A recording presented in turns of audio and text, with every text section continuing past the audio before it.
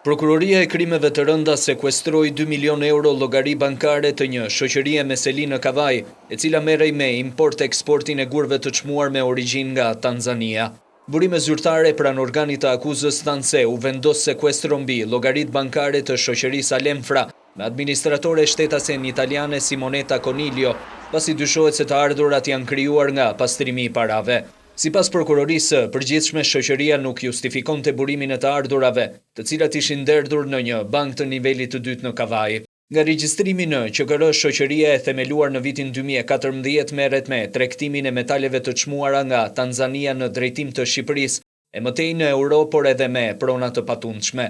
Nga hetimi, shumat e derdhura në bank në një kohë të shkurtër nuk justifikoheshin, ndërkohë që krijuan dyshimet se po kryej pastrim parash. Sipas prokurorisë krimeve të rënda, Simonetta Conilio në bashkëpunim me bashkëshortin e saj Sergio Pisaneski dhe bashkëpunëtorin Paolo Tadeo po zhvillonin aktivitetin e pastrimit të parave në Shqipëri. Këta persona kishin precedent penal në vendin e tyre për mashtrim dhe procedura mashtruese falimenti.